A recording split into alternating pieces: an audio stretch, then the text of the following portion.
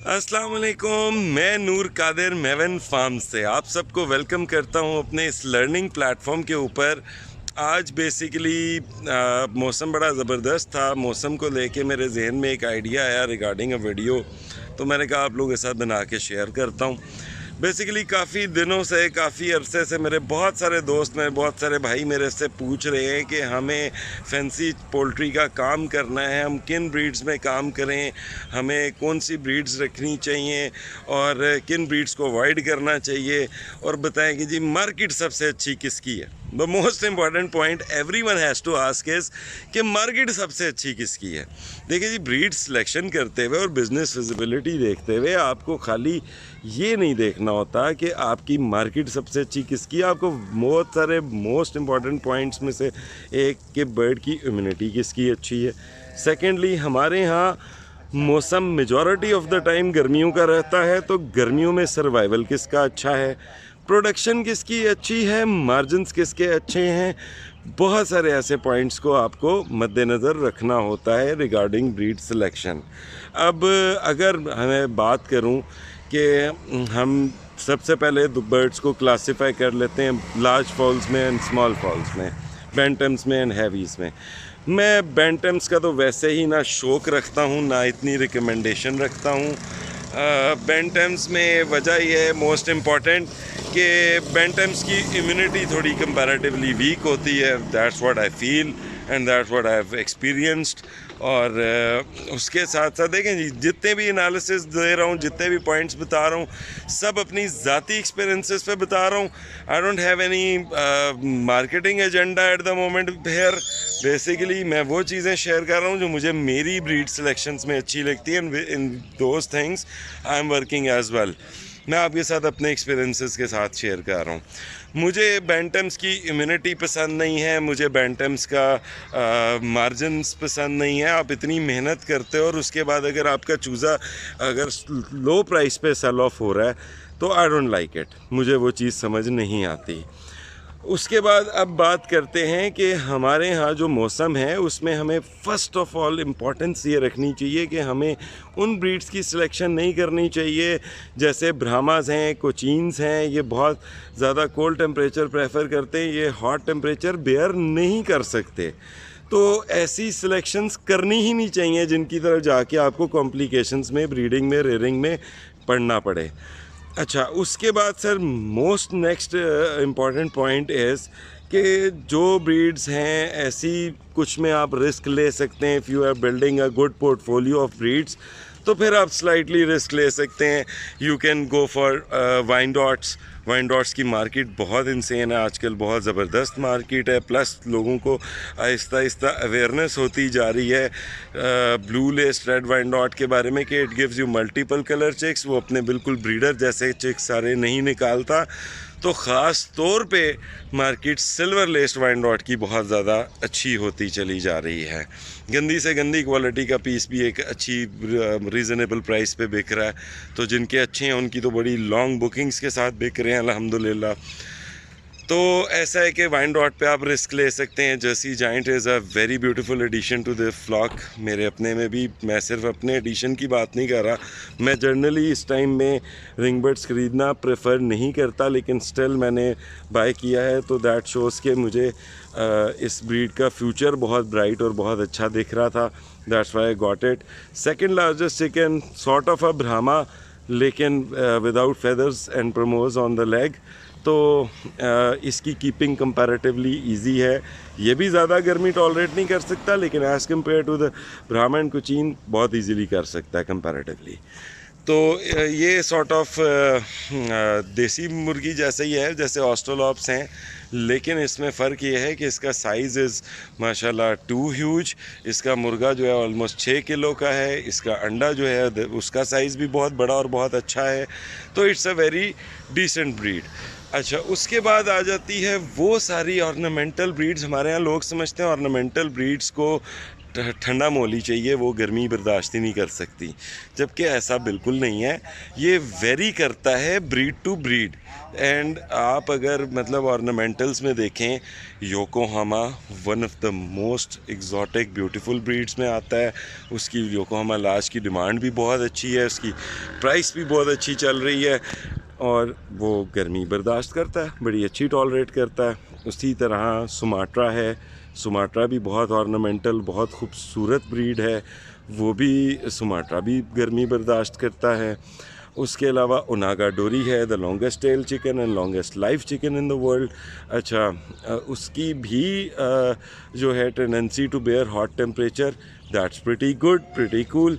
उसके बाद आपके पास ब्लू एग्स वाली अमेराकोना और एराकोना, जो कि basically blue to green shade eggs देती है अमेराकोना, तो वो ब्रीड्स भी अवेलेबल हैं ऑर्नामेंटल ब्रीड्स में, जो कि बड़ी इजीली टेम्परेचर बेयर करती हैं। फिर वो उसके अलावा हेरिटेज सिंपल ब्रीड्स तो ऑलरेडी हैं ही काफ़ी, आप लोगों के नोटिस में भी होंगी, जैसे लेकिनवेल्डर है, वोवक है, इसके अलावा और कुछ ब्रीड्स हैं। अच्छा, अब कुछ लोग इवन के कंफ्यूज कर जाते हैं, वो ये समझते हैं कि जिन ब्रीड्स के पाँव के ऊपर पर नहीं है वो सारी इजीली गर्मी बर्दाश्त कर लेंगी क्योंकि इनके पाँव पे पर नहीं है। ऐसा बिल्कुल नहीं होता, उनके जेनेटिक्स मैटर करते हैं, उनके ओरिजिन्स मैटर करते हैं। अब जैसे ऑर्लोफ है, ऑर्लोफ बहुत प्यारा, बहुत खूबसूरत, बड़ा हैवी बर्ड है। अच्छा, देखने में सॉर्ट ऑफ फसील kind of look and a very strong bird, लेकिन हमारे यहाँ जितने आए हैं मेजॉरिटी लोगों के पास मेल्स बहुत ज़्यादा एक्सपायर हुए हैं। ठीक है, वो उनको हमारे यहाँ का वेदर मुझे नहीं दिखता कि वो सूट करता है, लोगों से कीपिंग नहीं हो पाती, लोग उनका थोड़ा बिहेवियर भी नहीं समझ पाते। रशियन ब्रीड है, ठंडे इलाकों में रहने की आदी है, और वो नहीं कोप अप कर सकती हमारे वेदर के लिहाज से। तो इस किस्म के इश्यूज़ हैं। आप जब भी एक ब्रीड को सिलेक्ट करें, कोशिश करें उसके बारे में स्टडी करें, डीपली पढ़ लें। अब मैं आपको लिस्ट कंटिन्यू करते हुए उन ब्रीड्स की बात करता हूं जो मैं कह रहा था कि कीपिंग के लिए अच्छी हैं। मैंने उनमें आपको अभी आम हेरिटेज ब्रीड्स के नाम बताने शुरू किए थे। जिस लिस्ट को मैं फ़र्दर कंटिन्यू करते हुए, वुरवर्क, लेकिनवेंडर, इसके बाद ऑस्ट्रोलॉर्प है, रॉड आइलैंड रेड है। अच्छा, ऑस्ट्रोलॉर्प और रॉड आइलैंड की जब भी बात होती है तो मैं बार बार लोगों को कहता हूँ कि don't get confused with the commercial ones. मैं कभी भी कमर्शियल की किसी भी एंगल में बात नहीं कर रहा होता, मैं जस्ट हेरिटेज इंपोर्टेड ब्रीड्स की बात कर रहा होता हूँ, जो प्योर बेसिकली ब्रीड्स होती हैं, जो अमेरिकन स्टैंडर्ड्स के अकॉर्डिंग होती हैं। मैं ये कमर्शली जो सैसो प्रोग्राम चल रहा है, मैं इस पर भी इंशाल्लाह एक वीडियो करूँगा ताकि लोगों को थोड़ा बेहतर समझ आ सके कि ये ऑस्ट्रोलॉर्प कमर्शियल है क्या एग्जैक्टली। लेकिन अभी मैं पर्टिकुलरली बात कर रहा हूँ ऑस्ट्रोलॉर्प और RIR Rhode Island heritage breeds की। अच्छा, इसके बाद इज़ाबेल कलर के अंदर लेगहॉर्न है मेरे पास, but I am not talking about Isabel leghorn only, basically I am talking about the breed leghorn. आपके पास अगर लेगहॉर्न है तो it's also good breed to keep. गर्मियों के पीक में जब सबके अंडे बंद हो जाएंगे तब भी आपके पास लेगहॉर्न का अंडा भी आ रहा होगा इंशाल्लाह, और प्रोडक्शन भी आ रही होगी, बच्चा भी आ रहा होगा। ये वही एक्सपीरियंस है जो मैं ज़ाती अपनी इज़ाबेल लेगहॉर्न का शेयर कर रहा हूँ। तो कलर डजेंट मैटर, ब्रीड के हिसाब से वो चलता है सारा सिलसिला। अच्छा, उसके अलावा आपके पास इन ब्रीड्स के अलावा जो अदर ब्रीड सिलेक्शंस में ऑप्शंस आ जाती हैं, बैंटम्स की, छोटों की, स्टैंडर्ड बर्ड्स की भी बल्कि बात कर लेते हैं। बीच में लोग सिल्की और पॉलिश में बहुत ज़्यादा इंटरेस्ट लेते हैं।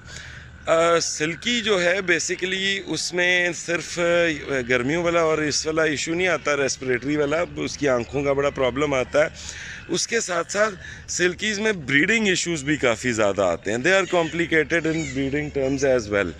तो उस लिहाज से भी आई वुड से कि आप अगर सिल्की रख रहे हैं तो वो तब रखें जब आप अफोर्ड कर सकते हैं एक फ्री राइडर अपने फ्लॉक में, यानी कि वो कुछ नहीं कर रहा, खा रहा है, पी रहा है और वो चल रहा है, बस आपके बाकी बनाए हुए सिस्टम की बेसिस पे बेचारा चल रहा है। ठीक है, तो फ्री राइडर पालने के लिए आप सिल्की कंसिडर कर सकते हैं। It's a very beautiful exotic breed. लेकिन फिर वही बात आ जाती है, सिर्फ खूबसूरती मैटर नहीं करती, हमें साथ रिटर्न्स भी मैटर करते हैं। और पॉलिश है, पॉलिश को आप कीपिंग की ट्राई कर सकते हैं, लेकिन स्टिल टॉलबेंट पॉलिश के अलावा या cuckoo Polish with the white crest के अलावा कोई पॉलिश के इतने अच्छे रेट्स नहीं हैं। तो जब मार्जिन अच्छे नहीं है, मेहनत इतनी करनी है, तो मुझे फिर वंस अगेन वो ब्रीड समझ नहीं आती। और मैं कहता हूँ बंदा 10 बर्ड रखने की बजाय 3 से 4 रख ले, एक्सपेंसिव रख ले, उनके बच्चे भी तो एक्सपेंसिव बेच लेता है बंदा, तो वो बेहतर रहता है, मैनेजमेंट भी इजी रहती है और आपका ब्रांड नेम भी अच्छा बनता है, अच्छा डेवलप होता है, पीपल ट्रस्ट योर क्वालिटी और वो आपकी क्वालिटी की बेसिस पे हैप्पी रहते हैं। इन सारी ब्रीड्स के गपशप करते हुए, बातचीत करते हुए, मैंने एक ब्रीड की बात नहीं की, अयाम सिमानी। अयाम सिमानी की मैंने बात इसलिए नहीं की क्योंकि मौसम और वो सारी चीज़ें एक अलग अपनी जगह, उसकी क्वालिटी ढूंढ पाना ही एक बड़ा डिफ़िकल्ट टास्क है। और लेकिन if you find that good quality तो you must be keeping it.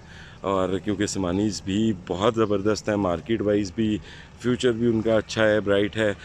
क्योंकि अब म्यूटेशंस मुझे फ़ील हो रहा है कि लोगों ने मेहनत की है जैसे मैंने की और म्यूटेशन को बहुत इम्प्रूव किया है। इतनी चीज़ें इंपोर्ट करने के बाद उनमें से एक्सट्रैक्ट करके ब्रीडिंग करा के जैसे म्यूटेशन बेहतर करने की कोशिश की है, वैसे और भी बहुत सारे लोग कर रहे हैं। तो आई बिलीव कि अब आहिस्ता आहिस्ता जब म्यूटेशन अच्छी होना शुरू हो जाएगी, उसका फ्यूचर भी और मज़ेदार और ब्राइट हो जाएगा। तो इन सिंपल वर्ड्स मैंने आपको सारी की सारी ब्रीड्स अपनी तरफ से जो रिकमेंडेड हैं वो बता दी हैं। इनकी डिटेल्स मैं डिस्क्रिप्शन के अंदर इंशाल्लाह मेंशन कर दूंगा।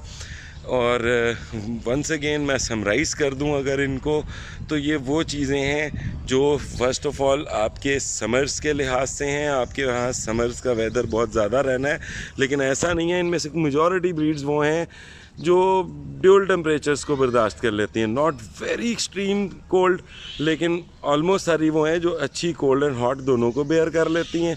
चंद बीच में ऐसी हैं जैसे योकोहामास हैं, वो बहुत ज़्यादा पीक सर्दी को में इतने खुश नहीं रहते, you need to keep them a bit warm. Onagadoris हैं, you need to keep them bit warm. बाकी सब वो ब्रीड्स हैं जो गर्मी सर्दी हर तरह का वेदर बर्दाश्त करती हैं, हर तरह का मौसम बर्दाश्त करती हैं। तो फिल वक्त के लिए आई बिलीव कि I have told you all the things which you should be considering while choosing breeds for your farm. If you still have queries तो you can openly ask me in the comments और ask me in the message। आपके पास number भी आ रहा है, नीचे comment option भी आ रहा है। Thank you so much for watching my video. Please subscribe my channel and like this video and share it as much as possible. Thank you so much. Take care. Allah Hafiz.